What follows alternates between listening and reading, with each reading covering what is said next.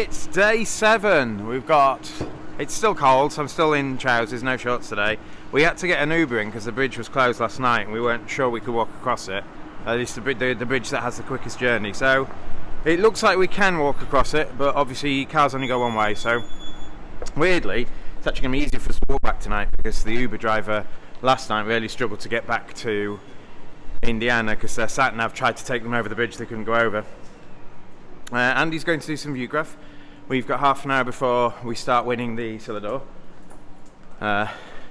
And we're not going to beans it today. That's the deal.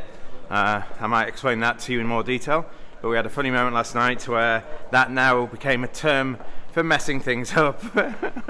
So, going to see what today's pastry offering is, or nothing's out yet.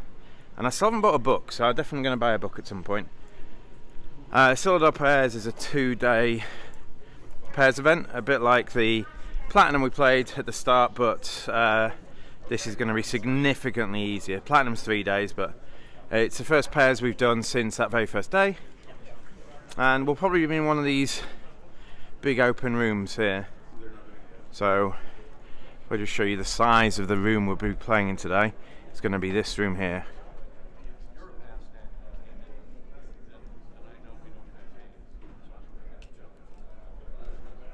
I don't know whether they have all of it, but that's quite a lot of tables. So my guess is going to be like something like 200 pairs. And if you're from the UK, we haven't seen that size field in 15 years or something. I can't remember what the last Brighton was, but maybe that was maybe last Brighton was about 80, 90 tables or something. So maybe coming close to it. But this is going to be over 200 pairs for one of the events happening today. The Nationals are just so much bigger when you think about, the events I'm used to in the UK. I need to check whether we've entered actually. I didn't get an email, so maybe Beans hasn't entered us, so we're going to have to go and stand in line for the first time this week, because he's been really organised normally. Have we entered, Beans? Yeah. Okay, apparently we've entered, so that's fine.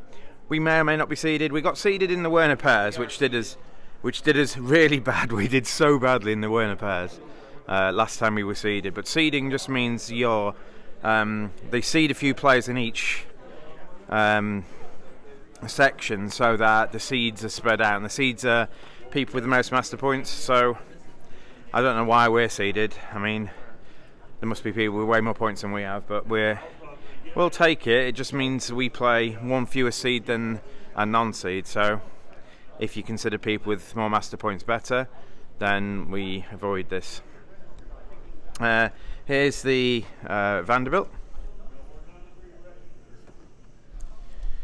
Not too many upsets this time. I think there's maybe of the top. Actually, the top 8 seeds, I think there's only 3 of them still left, so maybe there are a few upsets. Yeah, that's true. So there's only 3. No, there's 4 of the top 8. So in one half of the draw, apologies, one's playing 8 and 2's playing 7, and in the other kind of 2 quarters, it's all like the team that beat us lost. They lost to Rombo, who were probably unseeded, but they're a pretty good team. It's got the Rombos and then Roy and Sabine, and then some other teams as well. I think there's still some British interest. I think the Kane team has David Bakshi on, so I think he might be the last remaining Brit. I just checked. So Not on the list at all. I'm not sure if there's anyone else in the other teams, so we'll see.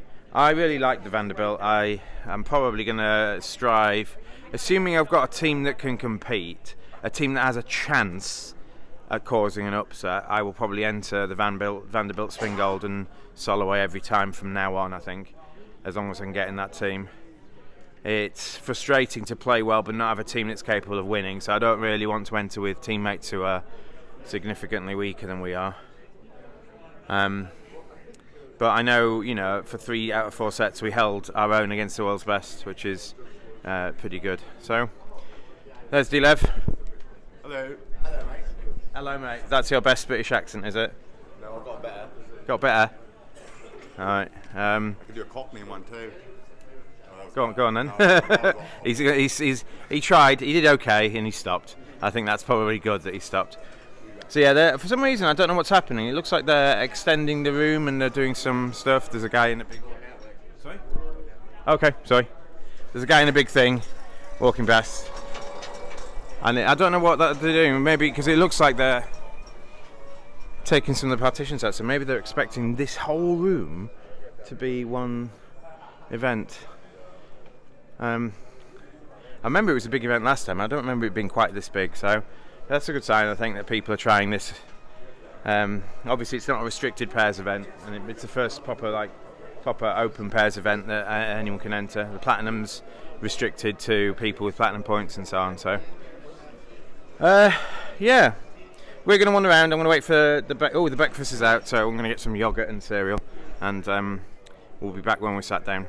So we're waiting around to start, and they do this weird thing where they try and seed people, and because they're trying to do that, we haven't got a seat. So it's like 10 minutes before the start of the event, and so many people are milling around. So, like, I'd like to be sat down in my seat, just for, settling down and whatnot, but we're still waiting.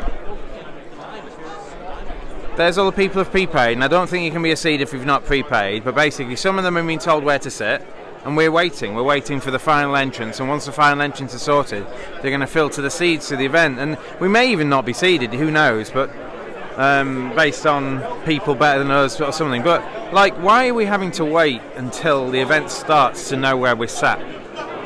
It just seems a bit silly, a bit inefficient again. And I think maybe seeding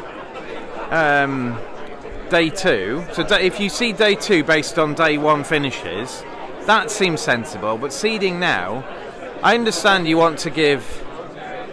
I don't know who it's for, whether it's to benefit the seeds, because I think it does benefit the seeds, so that the seeds don't get stuck in a section with lots and lots of good people. And it sort of benefits the beginners maybe, so they don't have the same thing, but what you're doing is you're equalising it out. You're basically making it the easiest for all the seeds to progress, which means if you're not a seed, you're never going to get lucky and being putting in an easy section. You're always going to get put in a section of the same difficulty as such. And just the inefficiency. If it was efficient, I wouldn't have a complaint, but it's inefficient, and I'm waiting at the start of the event, and I'm getting not frustrated, but I would just like to sit down, and I don't know where to sit because I'm having to wait here waiting for my table assignment. So not a fan of that, not a fan. Not sure what you can do, not sure it's going to change. But yeah, if you think it's silly too, just let me know, because they're still 20 years behind the European way of seating and scoring. So I hope they change it at some point. So you pick up the following hand, this excellent hand. You've got 3 low, 2 low, King Queen Jack to 7 stiff, and the bidding goes 1 spade on your left, pass and partner, 2 clubs on your right, game forcing. So we look at the colours and we realise we're green all. So how many diamonds are you going to bid? Well, how many diamonds are you going to make is the question, and what you're trying to do is bid to the level, if you're doubled, is good for you. So in your hand, you're likely to make 6 diamond tricks, and you're probably not going to make anything else. There might be a trump promotion, they might be able to get an extra one or something, but let's just say you're making 6 diamond tricks and nothing else. That means that if you bid 3 diamonds, doubled, you're going for 500. But if that's the case, if you're only making 6 tricks, partner's giving you no tricks, and they've got slam on. So when they've got slam on, you can be a bit extra. Like you can bid 4 diamonds. And even if partner's got 1 trick and you go for 500, they've still got slam on. You've got no defence to slam. And if partner provides 1 trick for you, that's 500. It's worse than their games, but better than all their slams. And you make it very difficult. What you're trying to do is make it very difficult for them to... And obviously if partner's got 2 tricks, you're going for 300. You're making 6 diamonds and then maybe an ace and a king in partner's hand, and you're going for 300, which is fine. So you're going to make it as difficult as you can for them to bid, and you just do a little maths in your head about how many you're going to go for versus what can be made. And if you go for 800, and there's a very good possibility if you bid 4 diamonds, you do go for 800. But if that's the case, they've got slam on. And so you're profiting against slam if you just look at the amount of defence you've got. It's a bit more different when you're looking at, like, Queen X in a minor or Jack 10X in their major or something like that, where you might have some actual slow tricks and that stops them bidding a slam or stops them making 12. But here you've got an absolutely pure 4 diamond bid, and so if you bid 3 diamonds, they find it very easy to compete and maybe bid to slam. They might also get to 3N, and 3N scores better than the slam. They can just duck a diamond if they want to and then take all the finesses into partner's hand. So the full hands there, you can see they can make 6 clubs. They might even be able to make 6 spades as well. I mean, spades are 5-2 fit, but the only loser you've got is the king of spades. Spades break, and my partner can't play a second diamond when they're in. So yeah, 4 diamonds is the winning bid, I think. If you get doubled, and it went 4 diamonds pass double, and I think we were okay. This is there might be a right decision. It might be right for us to catch them 4 diamonds, especially if diamonds are 4-1. And that's the only time realistically that 4 diamonds isn't going to work. But when the 4-1, the hand that doubles with 4, the hand with 1's probably going to pull it. They're just got looking at 1 diamond and they think, well, we've got game on. Is this 4 diamonds really going for enough if I've only got 1 diamond? So they bid to 5 clubs. It went pass double, and I passed. And then this hand with undisclosed club fit and an acey hand, ace queen, ace king, bid 5 clubs. Unrealistically, they think they're going to make this, and you're not sure how many 4 diamonds are going off for. If I've actually got 8, which a lot of people will have for bidding 4 diamonds, he might think, well, we're not beating it enough to beat the 5 clubs that we can make. But you've taken away all the room they've got to bid 6. I think on the hand it's a lot easier if the hand with king to 4 clubs just bids 5 clubs over 4 diamonds. If 2 clubs is actual club length, as long as it isn't just some random balanced hand, which some people play that. If it actually shows clubs, maybe you should just bid 5 clubs over 4 diamonds yourself, and that gives you the best chance of getting to the slam. So you get to 3 no trumps on the following deal. You are the south hand. I think I've probably had to rotate it, so good luck, future Steve. You are the south hand in the picture, and your hand was ace king X, jack X, ace third, ace jack 10 to 5, and I think everyone's vulnerable. You're definitely vulnerable. I don't know if they are. I think they are too. And it goes pass, and on your right they open 1 spade. Now the person who's opened 1 spade, I've seen open light frequently, so you don't know whether they've got the full-blooded bid here. And you have an easy 1 no trump bid. Your partner transfers you to hearts, and they double this on the right. Now it's a good method to, when they double the transfers, just to pass with 2 card support. It allows partner to compete. If you complete the transfer showing 3 or more, it allows partner to compete to the 3 level if they start kind of competing in diamonds or whatever suit they pick, and you're showing information. You're also giving information to defense and stuff. So, but I think it's net gain to tell partner when to compete or not. I pass, and then Beans bids 2N, so some sort of invite with 5 hearts. I bid 3N. I've got a 17 count, and I'm expecting probably a diamond lead. And they lead the jack of diamonds, and obviously you've seen the whole hand for the whole time. They lead the jack of diamonds in this position, so a couple of things you're doing. Basically, if the hand on your right's 5-5, you need to duck the 3rd round of diamonds and hoping the ace of hearts is on your left, otherwise you're going off. So I ducked 2 rounds of diamonds, and when they played the 3rd diamond, it looks like they're breaking 4-4, but it's still good to duck anyway. There's nothing I'm worried about them switching to. And they played, and then so I won the 3rd round of diamonds, and I've only got 8 tricks. If the clubs come in, if I can pick the clubs up, I've only got 8 tricks, so I need a heart trick. So I played the jack of hearts, and it went small ace, and they cashed the last diamond, but the diamonds are 4-4. So I've lost 4 tricks. I've lost 3 diamonds and the ace of hearts. I need to make the rest, and there's a couple of ways to do this. I've got obviously trying to bring the clubs in for 5 tricks, or the 10 of hearts falling. And the hand on my right is 5 spades, 4 diamonds. So the odds that the heart finesse is right is pretty high, but is there a better chance? Well, they returned the jack of spades after winning their diamond, and I win with the king. Now, I don't think they'd switch the jack of spades from jack 10 empty, so because I've got ace king 9, so I think he's switching it from queen jack, and I'll have to look at the hand record to see if I'm right or not. But if he's got queen jack of spades and king queen of diamonds and the ace of hearts, that's a 12 count. And this guy opens light when he can, and if he's got 5 spades and a 12 count, he wouldn't open 1N. But if he's got 5 spades and a 14 count, they play 14 to 17 no trump, he would.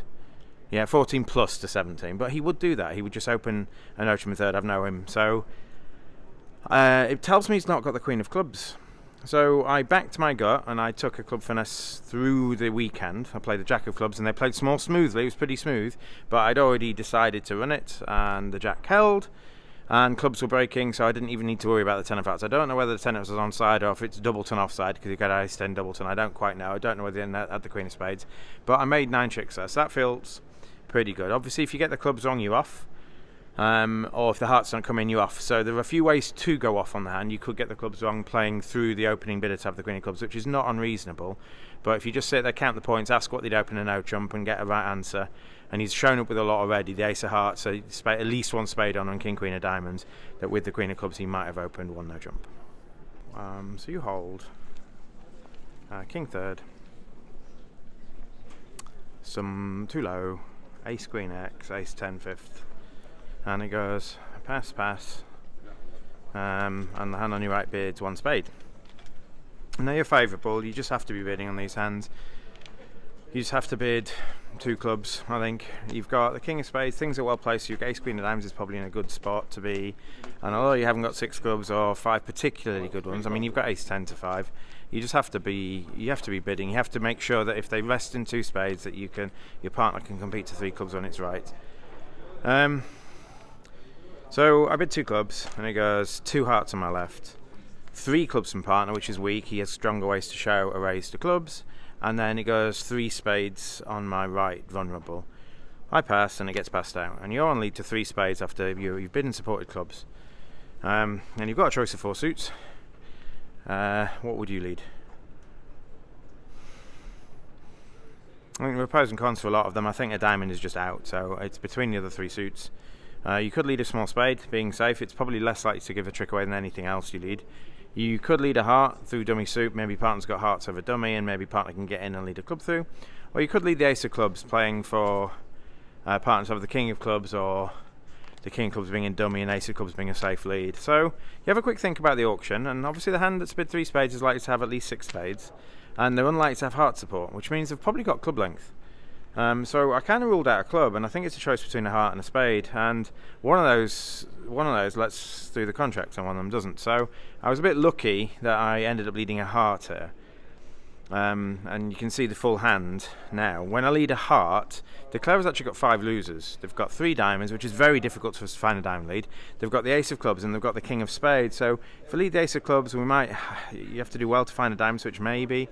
But if you lead a spade at trick 1, it goes spade to the Jack, Ace of Spades, and now he reels off 4 rounds of hearts or 3 rounds of hearts, trying to throw a club away. And you end up roughing this with a natural trump trick. So although the Clever loses effectively throws their club away on their 3rd heart and you rough it, you now only have 3 diamonds to cash and it makes.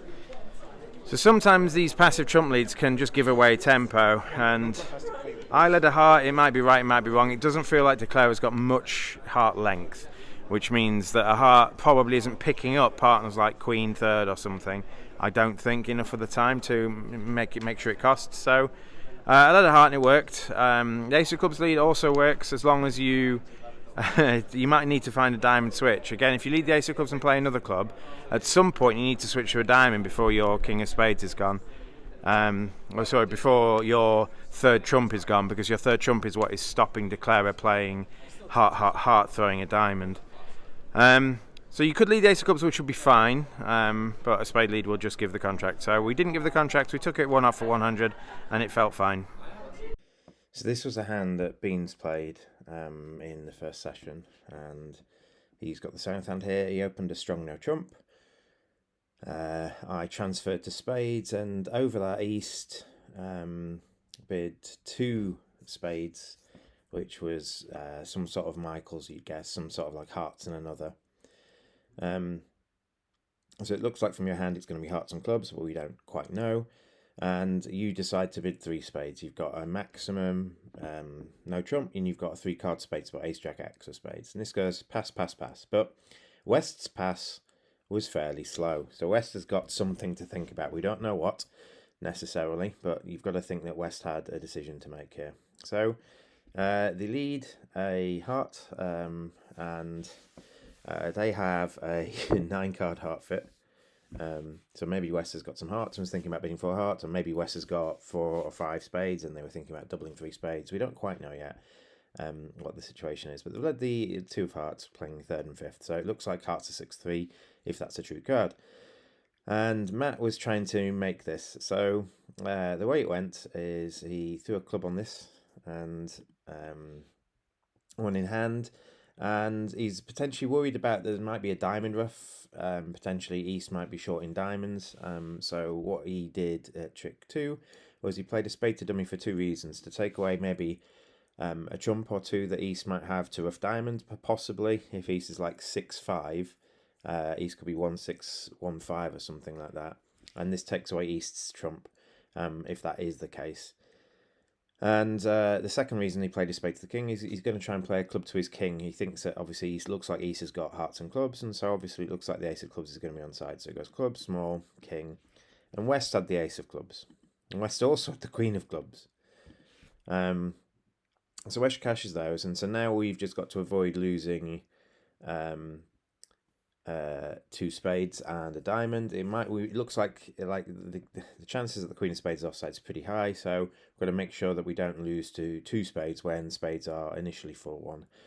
So after playing 2 rounds of clubs, they play a 3rd club, and so you get to rough this and dummy and discard a heart from hand.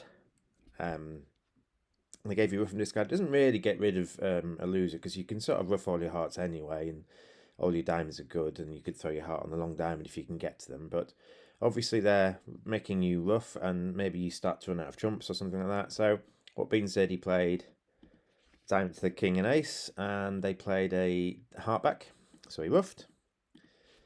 And then he played another diamond, and when East discards on her, you've pretty much got a counter the whole hand now. So it looks like East would probably rough this if they had like a worthless spade or something like that. You've surely got to have the queen of diamonds for your bid. So East hand's probably something like 1-6, 1-5, which is what Matt thought early on in the hand. And so what you can now do, if that's the case, you can guarantee this. You know that West has to follow to another 2 diamonds, so you can play a diamond to the queen. You can rough your last heart in dummy. You can play a diamond to the 10, or jack of diamonds would have worked as well. And now, if you've got a count on the hand completely, you know that West has the queen of spades and 2 more spades, because East surely would have roughed one of these diamonds if they had another spade. So you know that West's last 3 cards are 3 spades, and you exit with your 7 of diamonds. West had to rough, and West had to play away from their queen 10 of spades at the end. So Matt made exactly 9 tricks. So well played, Matt. That was a pretty good board, obviously, because there are a lot of ways you could go off here. You've got effectively, if you look at just the north-south hands, you've got, well, if you look at the whole hand here, you've got 2 spades to lose. It's very difficult to not lose 2 spades. You've also got the ace of diamonds and ace queen of clubs. So it looks like it's destined for one off at all times, unless you can start to throw West in. And because East can never really lead a spade through your jack, you played 1 spade anyway and it didn't cost you. You can probably always get the M play. I think it's probably always legitimately there. But if I was West, I would not have passed 3 spades. I think that's just mad to pass 3 spades. I would have tried 3N or 4 hearts or double. I don't necessarily know what I'd do. I'd probably just double. How bad can your partner's hand be that you're not beating 3 spades there? So obviously it's pretty bad. It's a 4 count, which is a bit foolhardy to come in on a 4 count, because partner's going to be doubling 3 or 4 spades when it's wrong too often if you come in on this 4 count. And are you really suggesting sacrificing 5 hearts? I don't know. So it got us a really good board. Potentially, I think if I was defending against Matt there, I would have doubled him and we would have conceded 730 or something. So well done. That continued another good session that Matt had. So onwards and upwards. So you pick up the following hand, it's just a bidding hand. You have 2 low, 4 low, 2 low, ace jack to 5, and both sides are vulnerable. And the hand on your right bids 1 no trump strong. You haven't got a bid over that, but you have reason to believe that they're going to be opening a no trump on a lot more hands than they should, because it's a pro client pair, and so the pro is going to try and do this. So you don't necessarily know whether he's got 14 or he's got 6 card mind or something. So he's going to do this on a lot more hands than normal. And he might just have a normal opener, and then it goes 2 hearts transfer on your left, and your partner doubles this, which is usually hearts or just a good hand. So Beans has either got hearts or a good hand, and on my right, they save me from doing anything first time around by passing. Okay, this is an easy pass to me. I think if I was a singleton heart and I had a weak suit of my own, I could try and Lebenssoll or scramble to something else. But I didn't. I have four hearts, so they're not going to stay here. And the pass on my right denies 4 spades. So apologies, denies 3 spades. So the transfer redoubles to say please retransfer, pass from Beans, and they bid 2 spades on my right. Now, if Beans has got hearts, I want to compete to 3 hearts. If Beans has got a good hand, I want to compete to 3 clubs, and I'm at a bit of a guess what to do. So in these sequences, 2 no trumps is never natural, and we hadn't agreed exactly what it is in these sequences, but I bid it because I basically want to play in clubs when Beans has got a good hand, and hearts when Beans has got hearts, and just competing. We're vulnerable, so you know, you've got to be careful here about going for something, but there's reason to believe Beans has got a good hand because the hand on your right hasn't got many spades and you haven't got many spades. So if Beans has got spade length, he might just have like a strong balanced hand with some heart values, and it might be right to play in 3 clubs as well, just to be a bit safer. So I bid 2M, pass. Beans has just got hearts. He bids, well, he's got 4 spades as well, but he's just got hearts. He's got 5 solid hearts. He bids 3 hearts, pass, pass, pass. And it's obviously a bit riskier if my only choice is bidding 3 hearts or passing. It's a bit riskier when Beans has just got like a good 14 count and 4 good hearts. Now you might get doubled in 3 hearts and it goes really poorly when actually clubs might be a better fit. So we did well, the full hand's there obviously. We did well just to compete to 3 hearts there. Maybe I could have just bid 3 hearts and we get the same result, but just... and they were a bit slack in defence. They didn't find a heart switch until too late. So Beans was able to have 3 things in dummy. He was able to have a diamond and 2 spades in dummy. So we'll take that, but obviously because Beans' hand is sort of hidden, all we know is he's got hearts. But I think you can potentially guess that he's also got 4 spades and maybe a trump switch would have been better, given you can't overruff dummy.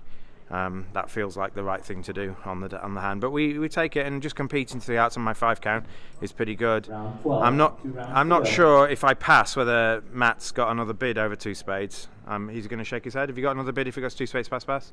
So Matt's shaking his head. So me bidding on my 5 count worked well.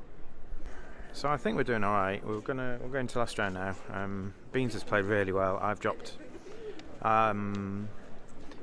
multiple tricks on several boards, I think. So we will see how we're doing. This is Andy. Andy's on with the view graph, quickest one you've done so far. So Andy's waiting to join us for a meal. And you can see the full room here.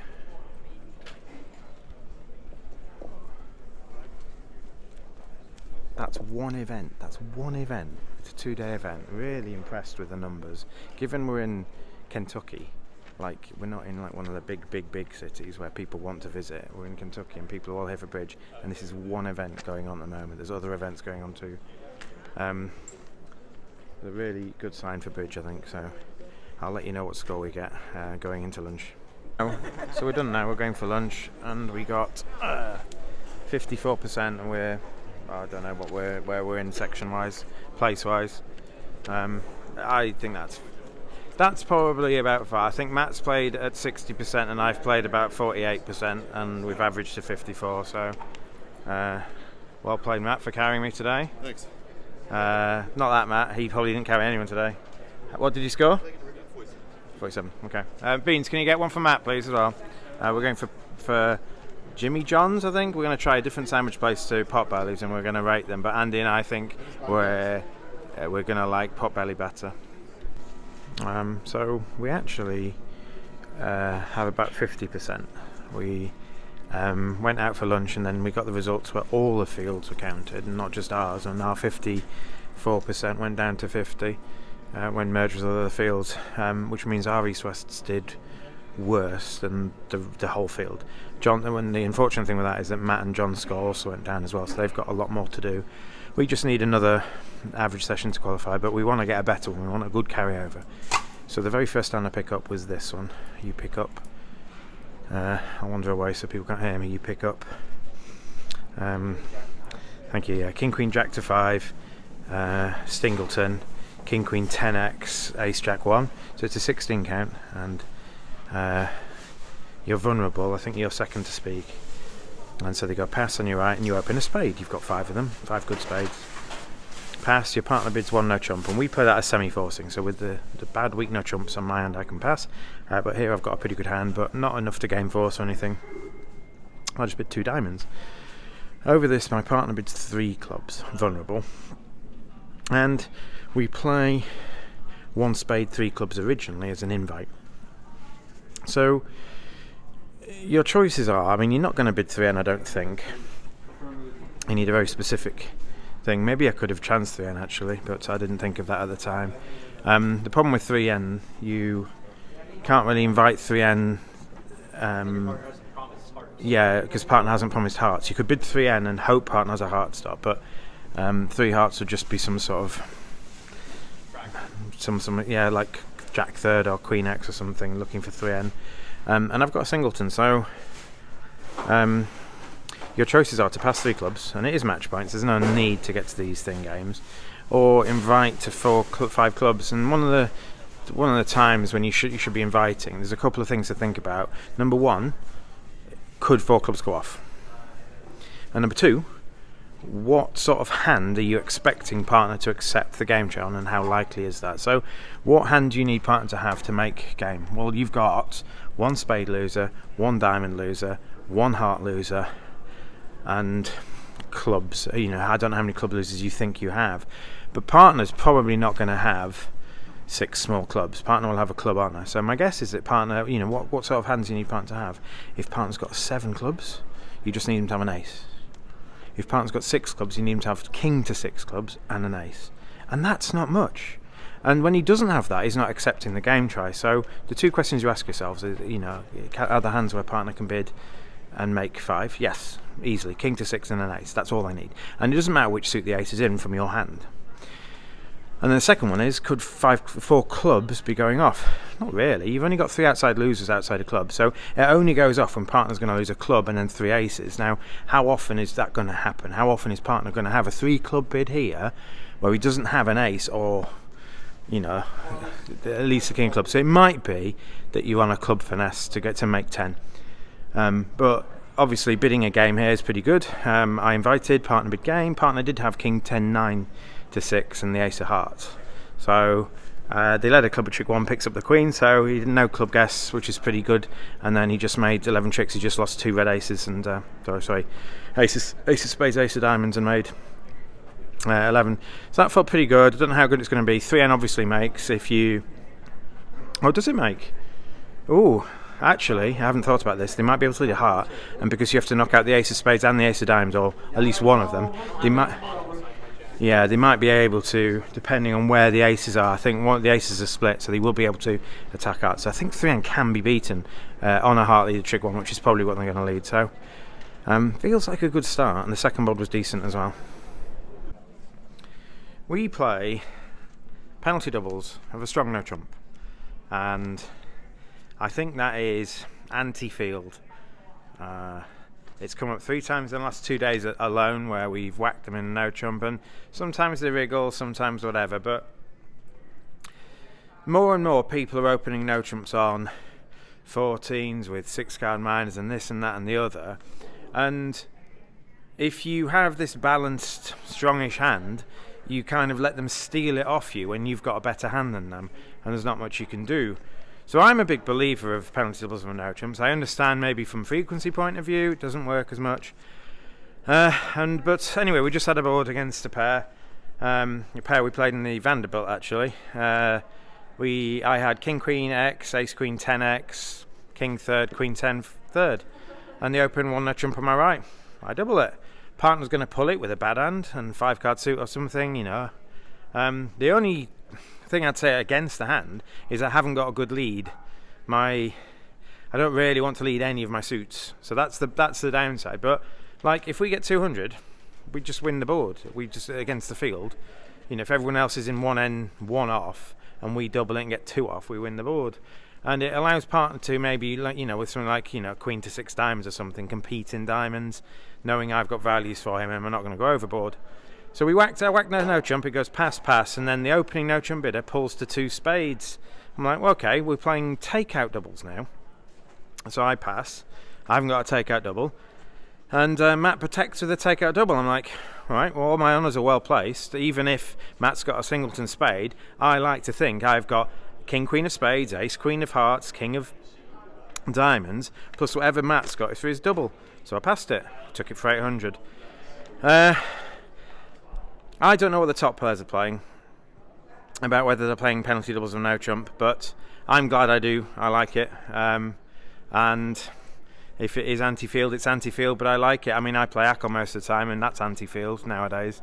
But it's just what I'm comfortable with. So that was good. That was a good demonstration of why penalty doubles are still useful in this day and age. And they were grumbling about, oh, maybe I should open a spade. I'm like, no, you've got 16 count and 5 spades. Just open a no trump. You're just unlucky that we're one of the pairs that can catch you.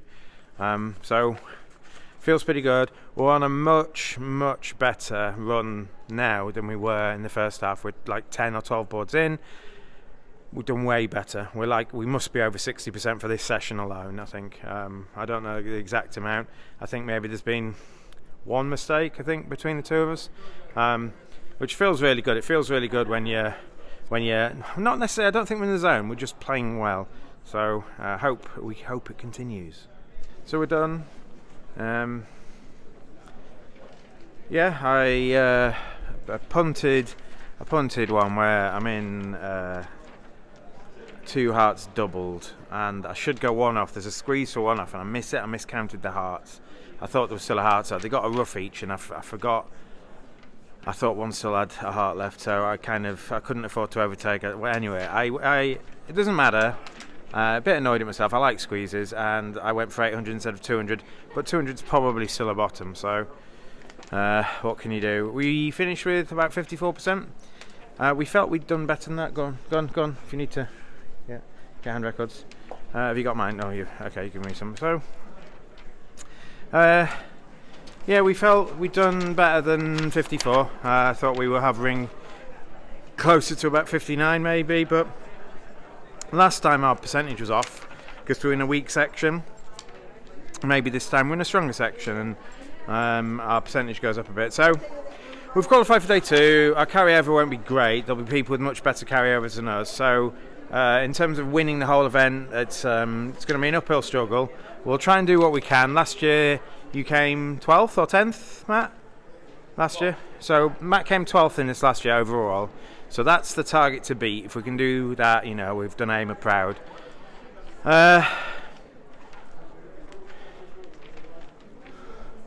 So there was a hand near the end where I had Ace Queen Jack to 6 void, King Jack 10 to 5 too low, and I'm first to bid, and we are unfavourable, and this is something that I used to get wrong about when to show your hand and when to just compete. So I'll give you the auction, and I'll give you what I mean by that. You open a spade and you're unfavourable, and the hand on your left bids 2 spades, hearts and another. Well, from your hand you know what that is, but other people at the table might not, and that's what I'm getting at. If you later on in this auction show that you have diamonds, they now know whether they have a double fit or not. Okay, because then you make it aware. If you've got so many diamonds here, your right-hand opponent won't know what your left-hand opponent's minor is. So they might have a good heart fit, but they generally want to defend if they don't have like a double fit. But if they have a double fit, they might compete. And looking at the vulnerability, you know that they're going to be able to compete. So the reason for that is over 2 spades, Beans bids 3 hearts, which is a good spade raise. So it's a good raise to 3 spades or better, so like invite plus. And the hand on my right tanks for a while, so you know from your hand that he's got a stack of hearts, and you know from the tank that he has a stack of hearts, and he emerges with 4 spades. That's your suit. So I don't know what he has for this, but obviously he's preparing to sacrifice him 5 spades. And for various reasons, because spades always outbids hearts, you can always just bid 5 spades over 5 hearts. And if you show the defence that you are also distributional with spades and diamonds, if you bid 5 diamonds here, which is the sort of default thing to do, But because spades outbids hearts, you don't need to do that. You don't need to give that information away. So I just bid over 4 spades. I bid 5 hearts, just in case Beans is good and wants to bid 6. I am interested in a bit more. But I'm not telling Beans what my other suit is either. Okay, he's just going to bid 6 on control-y hands. If he's got, for example, the King of Spades and Ace of Diamonds, King of Clubs, he might bid 6 now. Or Ace of Clubs, he'll need like an honour in each minor and the King of Spades to bid 6 now. I mean, if he's got that, obviously I want him to be bidding 6 on that, and that's just like an 11 count. So you don't need him to have much, and he doesn't need to know you've got diamonds. He just needs to have like a control in each minor for him to bid 6 here. So I just bid 5 hearts, because past Beans bids 5 spades, and the person with a stack of hearts tanks. And he doesn't know what's going on. He doesn't know they've got this gigantic double fit. The whole hand's there now, and you can see because I've hidden the diamond suit in the auction, and they've never found out that they've got clubs. They don't know how profitable a 6 heart sacrifice is, or whether they can beat 5 spades. Okay, there's a chance that if one has clubs and one has diamonds, that 5 spades isn't making because we have like a slow loser in each minor and then the Ace of Hearts loser, something like that. So you've got to be very careful when you do these high-level auctions. You sometimes tell them how to compete rather than helping partner out. And this is a situation where I don't think you need to show your diamonds. I'm not sure how cheap 6 hearts is, but given I made 5 spades, it's going to be pretty cheap.